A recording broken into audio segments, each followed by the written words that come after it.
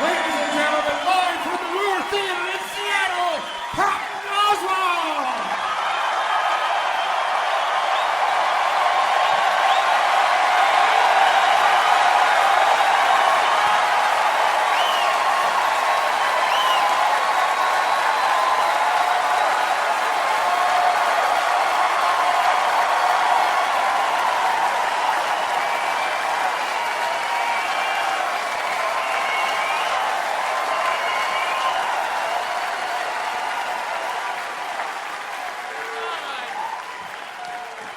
Nothing I'm going to say will live up to that. Stop it. Oh, man. Thank you. Thank you, Seattle. God. Oh, man. Oh. So I'm very happy to be here. Not as lucid as I would like to be, but I'm very happy. I wish someone, two things really quick. When you become a new dad, they don't tell you about the constant hallucinating that you do. I just hallucinate. That's all I do because I'm on 2 hours sleep all the time. I wouldn't have wasted all that time in the 90s gobbling all the LSD and mushrooms that I did. All I had to do was get 2 hours sleep a night, and you walk around. Every light has a tracer, and I can taste colors. It's just nonstop. Oh, and also, I want to apologize to anybody that I ever made fun of for wearing sweatpants in public. I'm sorry. I'm sorry. I was wrong. You were right. They're a miracle. They're a miracle. I thought that the pinnacle of mankind would be Mars colony or teleportation. No, sweatpants. That was it. Sweatpants. We started with fire and the wheel and writing, agriculture, penicillin. Sweatpants, everything else, we're just on the downward slope. We did it. We're all done. And if you see somebody in sweatpants in public, they stink. They smell horrible. Nobody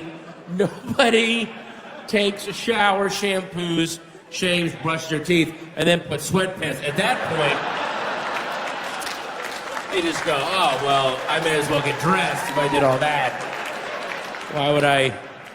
Sweatpants are always pulled on over undeodorized flesh. It's all swamp ass and nut fog down here. It's an unbroken belt of stink. That's all it is. You can cut slices like a bundt cake and throw it at an attacker. Just, hot mayonnaise. I was driving around one day. I was doing my daddy errands. I had my sweatpants on. And I'm in my car, and I was thinking, my wife's been cooped up all day. I bet she wants some magazines, to read. So I pull up to this newsstand. I don't put any money in the meter. I pull up, I jump out, grab a lot of magazines. I turn around. There's a guy about to write a ticket on my car. And usually when you talk your way out of a ticket, you try to add a little drama and poetry. You ramp up a little bit, make it sound real. No, I'm in blurt mode. All I can do, I've got a fourth of a brain cell firing. I can form the beginning of a thought, and then it falls out of my skull. That's the best I can do. So I walk up. Here's my attempt to talk my way out of a ticket. Ready? Please don't put a ticket on my car. There it is. There's my shot. I may as well have just walked up and went, don't want this. That would have been just as effective as what I said. No! So the guy, he looks at me, and for half a second, he's terrified. I'm not a scary guy. I should have mentioned I was wearing sweatpants and a T-shirt, and they were the same color. So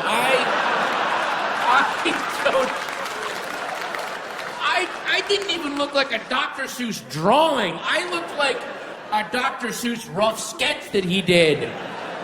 where he's at a bar one night, some young girl's icing him out, and he's like, give me a napkin, goddammit. Show you who you're talking to. Yeah, see? I made your childhood magical!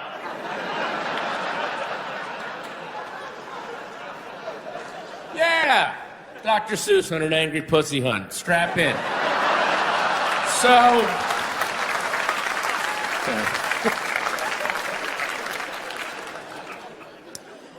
So he's terrified for half a second, then he's furious. The way that, I don't know if anyone here has ever been frightened by a moth. He gets frightened by a spider or a hornet, you go, that scared the crap out of me. That was a spider. A moth scares you, your reaction is, oh God, oh, that thing is gonna die. There's no way, I'm not reaching the end of my life. I didn't take care of a moth. No way. So now he's got to kill the moth and regain his manhood, and he screams to me, why didn't you put any money in these meters? And I said, because I thought I could buy... I'm shaking a bag of magazines at him now. I thought I could buy my magazines and drive away before you showed up.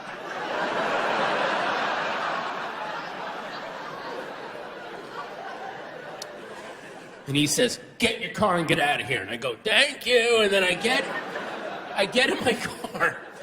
I'm about to drive away, and he leans into my window and says, let me explain something to you. We don't have time to pull over and check every one of these meters. You understand? And I go, yeah, I'm sorry, man. And it took me 3 blocks before it hit me. That's all you have time to do. You just described your job. It doesn't say parking enforcement and homicide on the side of the car. I got 3 axe murders in El Monte. I gotta check all these meters. There's a maniac on the loose.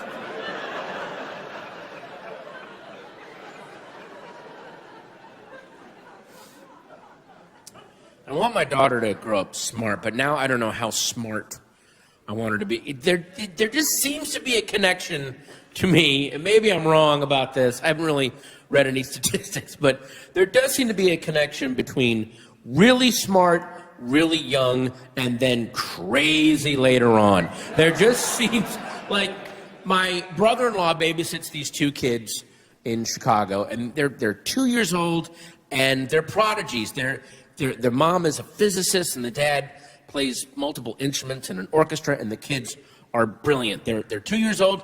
They speak languages. They do advanced math. They play instruments. They're prodigies. They're in diapers.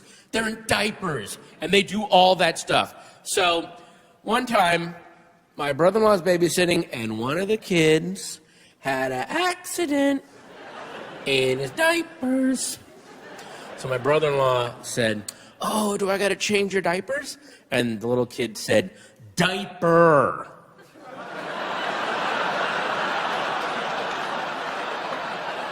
Singular.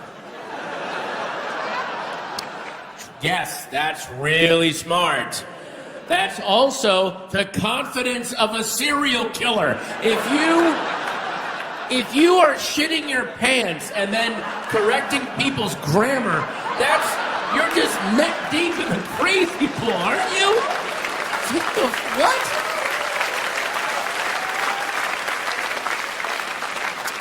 No, I didn't shit my pants. It happened 8 seconds ago. I shat my pants. Read a book, you lepton.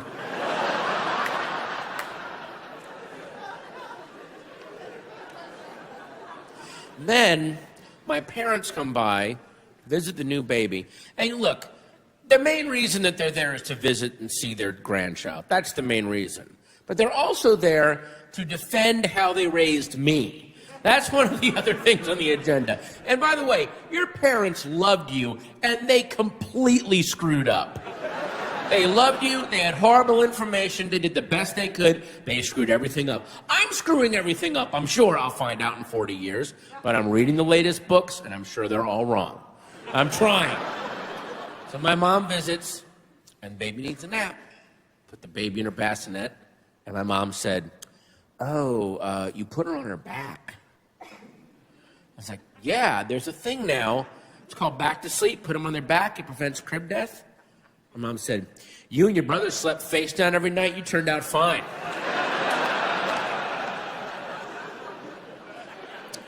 I let that go. I don't have 4 hours.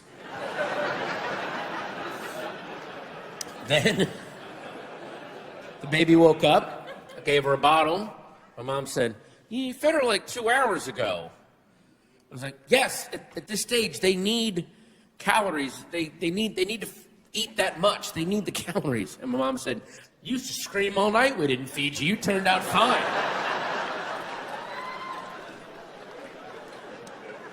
At that point, I wanted to say, I didn't turn out fine.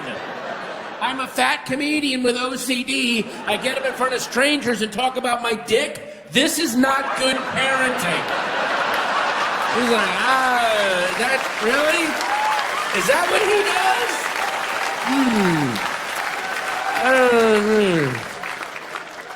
Look, I know that the bellwether for bad parenting is the stripper, but I put it to you, a comedian is way worse than a stripper. Stripper goes on stage, shows you her tits and her pussy, and you give her money, as well you should. That is a warm, neighborly thing to do. Comedian goes on stage, keeps his clothes on, talks about his genitals. How crazy would you think a stripper was if she came out and did that? Came out fully clothed. Guys, let me tell you about my vagina for the duration of this REO Speedwagon song. You're definitely gonna want to hear all about this. Get your dollar bills out. This is well worth your time. Like, wow, her dad must have fucked her in a Garfield mask. That is not. Woo! That is not good. Yeah, fucking the daughter in a Garfield mask. Yeah.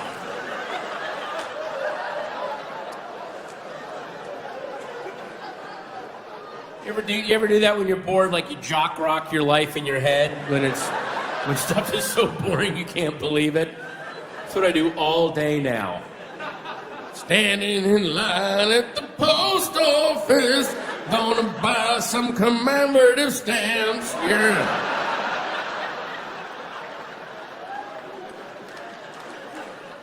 Eating the sleeve of saltines in my underwear, watching Carlito's Way. Come on, yeah. Here we go.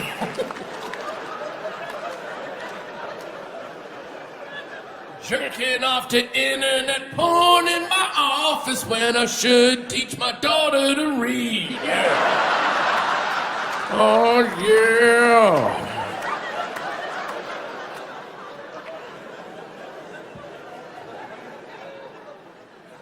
That's why I hope that if the FBI or the CIA, I just hope they never bug my car.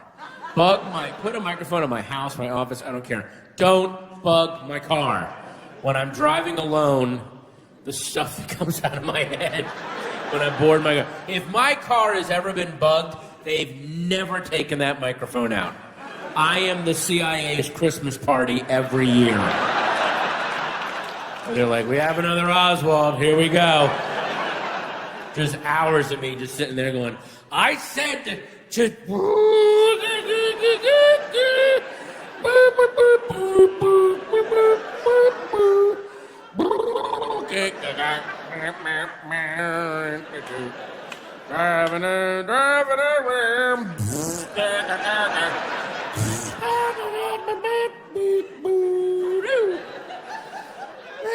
There's a lot of Mexicans out today. A lot of Mexicans in my way. I like tacos.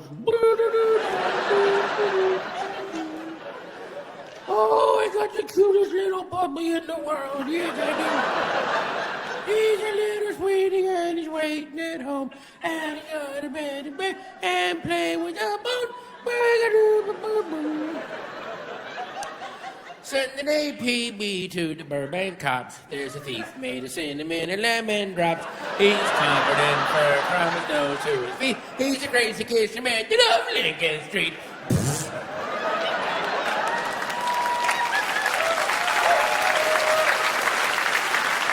All day, alone in my car. It's pathetic. Pathetic! Guys, make the eggnog. We got another hour of Oswald. He sings all of Abigold on this one. It's horrifying. And Seeger's playing on the radio. He sings over it. It's insane.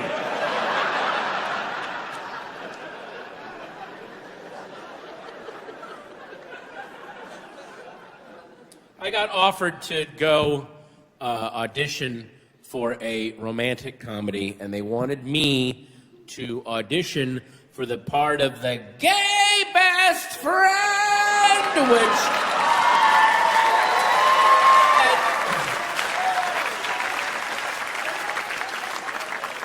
It's 2011. It's 2011. I may as well put on blackface and tap dance. That's how old that cliche is now.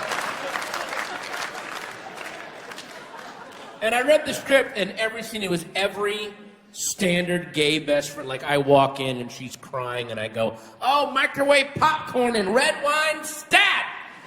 So, pointless. Now, I have a lot of gay friends, and a lot of my gay friends are idiots, just like my straight friends. But in every movie, all gay characters are these magical, intelligent quip machines, which, if you're gay, has got to feel really dehumanizing after a while. So I said, look, I will audition if, and then they heard my conditions and went, you're not doing this. I went, if I get the part, I want to play the guy really dumb. I want to be the first dumb gay best friend in the history of cinema. Like, I'll keep all the gay best friend rhythms. I just don't want to have anything helpful or intelligent to say. So every scene, I would just walk in and like, I've seen that look before, sweetie. You want to,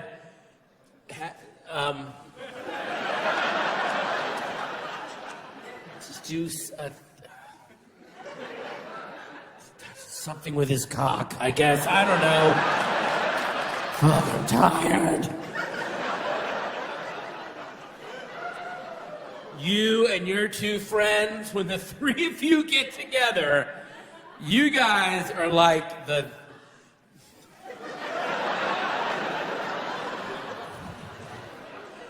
What? Who are the guys with the muskets? What do they call those guys again? Are they called musketeers? Was I that close?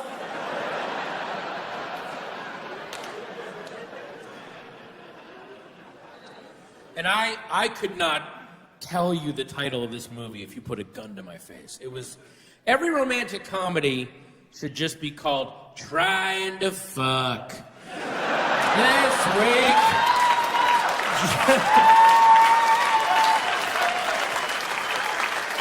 This week, Jennifer Aniston and this guy are gonna try to fuck.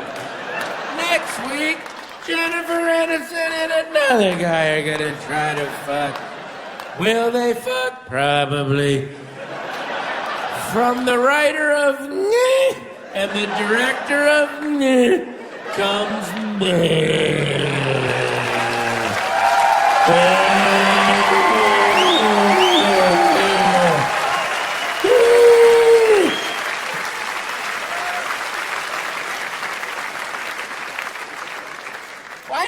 Why do they make trailers for Jennifer Aniston movies? They always make a set amount of money. What do they care? I would actually go see a Jennifer Aniston movie if she did a trailer and the whole trailer is 1 minute of a monkey shitting. That's the whole trailer. That's all it is.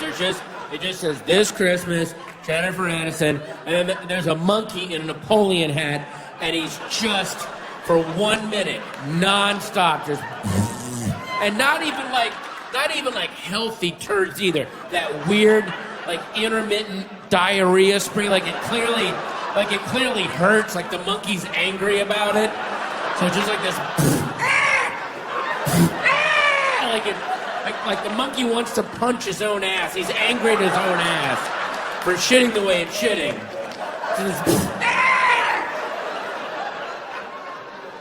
Jennifer Aniston. Like, wow, we should go see that. Oh my God, what is that about? That's awesome. There better be more than 1 minute of that monkey shitting, though. That monkey better shit for 5 minutes. They better not have just shown me the best part of the movie.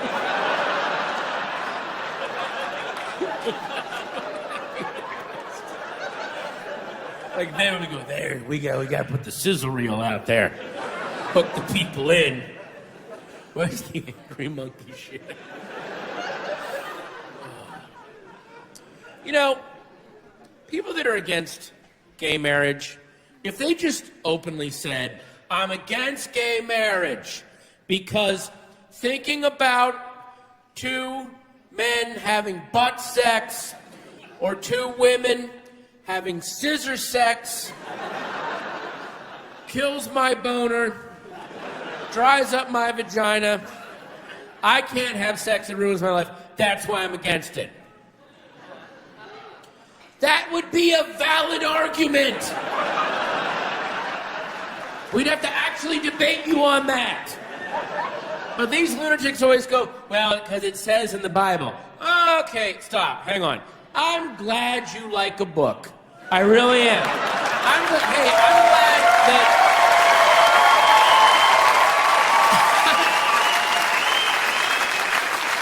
At this point, I'm glad anybody's reading anything. And I'm not even putting it in the Bible. The Bible is terrific.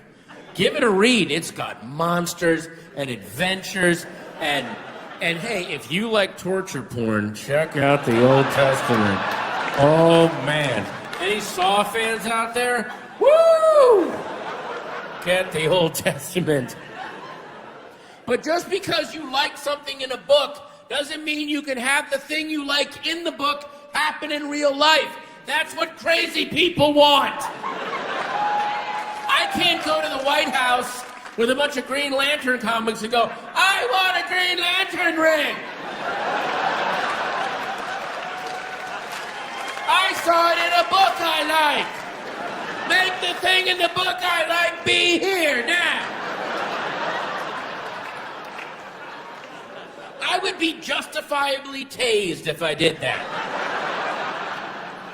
Nobody would go, hey, we have to respect his beliefs. You know, you've gotta respect everybody's beliefs. No, you don't. That's what gets us in trouble. You have to acknowledge everyone's beliefs. And then you have to reserve the right to go, that is fucking stupid. Are you kidding me? I acknowledge you believe that. That's great. But I'm not going to respect it. I have an uncle who believes he saw Sasquatch. We do not believe him, nor do we respect him. What if I 1,000% believed, and I believe this 1,000%, what if I believed that there was a giant invisible anus hovering over me, and if I wasn't nice and helpful and courteous and charitable to everyone I met, the anus would appear, suck me up into it, and I would be devoured by shit piranhas. And I believe this 1,000%. I would be the nicest guy you ever met. You'd be like, Patton, you're so helpful and charitable and courteous to people. Why is that? I would go, it's funny you should ask me that. You can't see it, but there's an invisible anus hovering over me. And if I'm not nice to everybody, it will appear and suck me up, and I'll be eaten. Well, I don't need to tell you about the shit piranhas. We all know about those, right? Your correct response would be, I acknowledge you believe that. That is the dumbest thing I've ever heard. Please do not stop believing in the dumbest thing I've ever heard. because you're actually helping people out with your craziness. Don't stop believing in that stuff, please. I beg you. I mean, just Jesus' superpowers alone are so crazy. They don't even... Look, I'm not saying that they're bad. They're just so random. He has the most random... Like, on the one hand, he's got the necromancer powers, where he can drive away demons and raise the dead. Oh, wow. Awesome. And then, over here, he can take a little bit of food and make it into a lot of food. What? Doesn't that sound like a power that one of his sidekicks had in earlier versions of the Bible, and then as they kept rewriting it, they're like, why don't we lose Sandwich Joe? Why do we have him? He doesn't really say anything cool. Like, Jesus is always saying all this cool shit, and then he pops in, who wants a nice pita? Ah! It's the fucking Sermon on the Mount, Joe. Get out of here. They looked hungry. I thought I'd pop in. Give Jesus the lunch powers.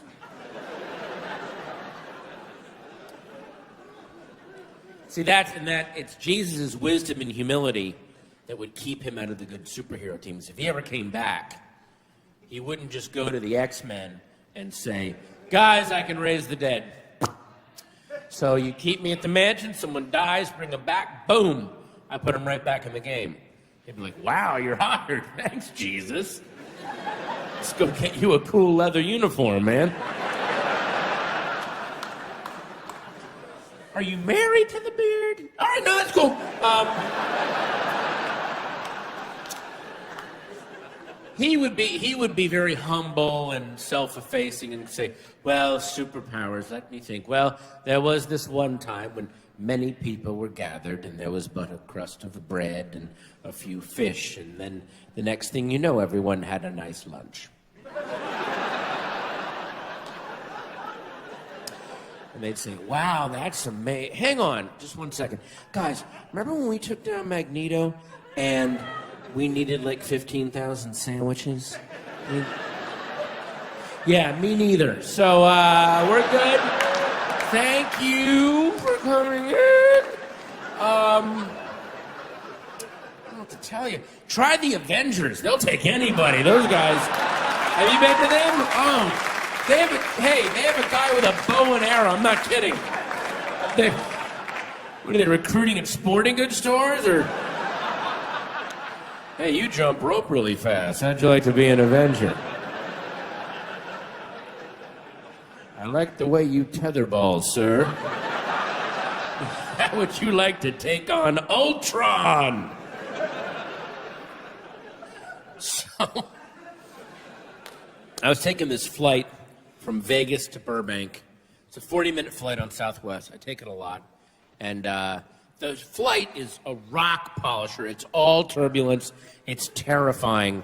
And one day, we're taking the flight and we're landing. Seats up, seatbelts on, can't get up. And the guy next to me started doing something.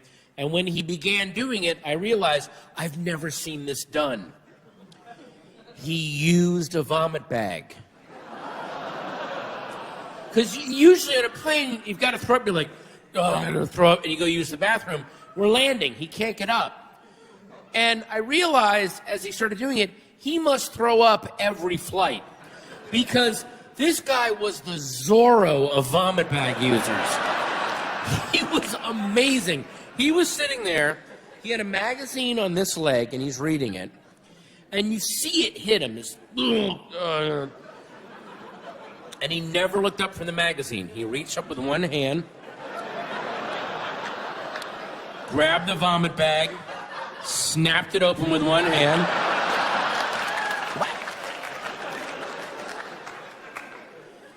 fitted it over his mouth, made a soundproof seal.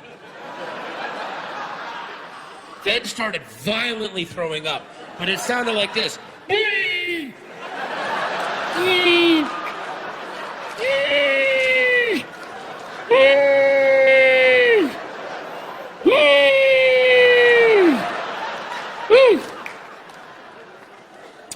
finished, took it away from his mouth, wiped his lips as he did it. Oh, amazing.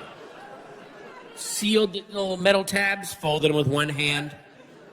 I'm sitting here, he's holding up here. He transfers it to this hand, very polite, away from me, and just held it up for the rest of the flight till we landed. And he filled that bag. Like he could have stopped a mugging with that thing. It was a brick in a purse. Like, and I was just like, I was watching him and I just kept thinking, what a horrible thing to be great at. Like, that's his thing. Some guy like, hey, look, I know I'm getting old. I'm not the best looking guy, but some girl sees me shoot pool. You know, that's my window. That's, you know, I'm a good pool player. This other guy, I'm losing my hair. I'm fat. All right. But some girl sees me play bass guitar. Boom. I got a shot. I'm a great guitar player. And this guy, I still get out in the bars, you know. Girlies keep getting younger. I'm getting older. If it's not happening some nights, it's when I bring out old Pukey. Oh, boy. I've had this bad boy, I would say since Predator 2 came out, if I had to put a date on it. But, bring this thing out, play it like Dizzy Gillespie, boy. That old Pukey's put a lot of backs on mattresses. That's all I'm saying. Put a lot of backs on mattresses. Me and Pukey. Butch and Sundance, huh? Going out from... No, I thought it was wrong. Madam, I know you find me physically repulsive, and if you were to walk away and never look back, I would never blame you, but please, one last time, let me vomit for you. Let me buy an egg salad sandwich from this 7-Eleven. Leave it on the dashboard of this car in this hot parking lot. Wolf it down 4 hours later, don a fur coat and do squat thrusts on the punishing asphalt. And only after I've sent the contents of my stomach rocketing into this bag, if you can look at me and feel no love, you may leave the island of Cordoba. Please let me vomit for you.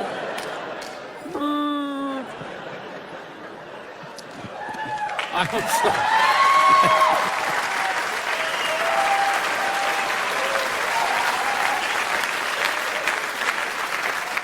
Hey, is cursive writing magic? Does it have a magical quality? I'm just asking because it hit me the other day. Any contract I've ever signed for anything, for a car, for a home, there's that last page, and there's the one line where it says, print your name, which is kind of labor intensive. And then the second line, sign your name, and it's not till you sign your name in cursive that the thing becomes official, which is the document's way of saying, put your name down in print, all right? Now, you won't own this house until you make that signature go, ooh.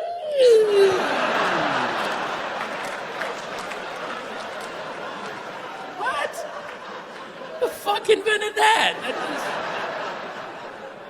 It's like a bad magic spell. I see P-A-T-T, but can't the P go, wee?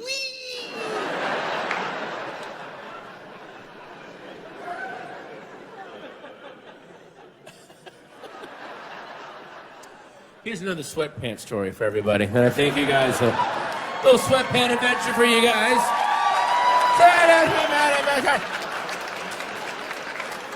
I was out shopping, grocery shopping. I'm in my sweatpants. I'm in my matching color t-shirt and flip-flops, ladies. So, now, got my crumbled up shopping list. and I'm staggering around. The hell I gotta buy. And our supermarket has a deli counter where you can walk up and they'll cut you up a pound of ham, turkey, cheese, anything you want. Cut it up fresh. Boom, off you go. But then to save everybody time, they will pre-cut 1 pound things of ham, turkey, cheese. So you can walk up and go, I'll get 2 cheeses, I'll get a ham, and boom, you're on your way.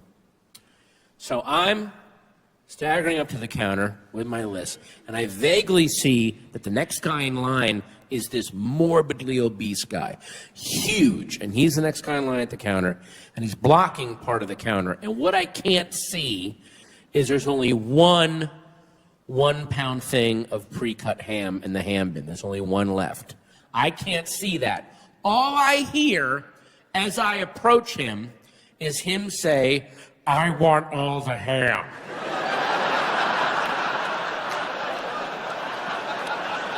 That's all I heard.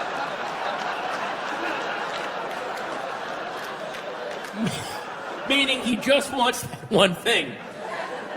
But I immediately ran away around the corner into the next aisle and started laughing my ass off. I wasn't even laughing at him.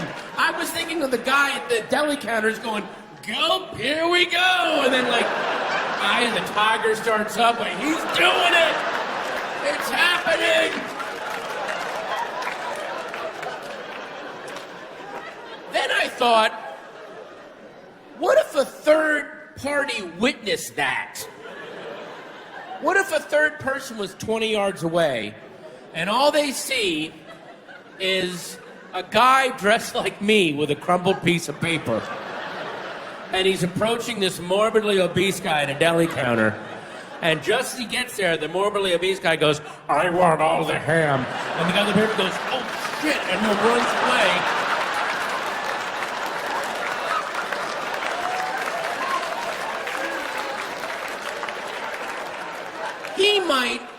He might honestly believe that he just saw the future get doomed. Because obviously, the morbidly obese guy is destined to begin working out and become this cut, muscular warrior of the wasteland and save humanity from the robot lizards that have taken over in 40 years. And the few remaining humans have sent me, this emissary, back to read him the message and tell him of his destiny. But we have historical records. We know we have to get to him before he decides to commit ham suicide at the pavilions in Burbank, California. And I'm clearly woozy from the time tunnel, and I'm trying to get to him, and I'm almost there when he says, I want all the ham. I'm like, oh God, we're doomed! We need to find another warrior!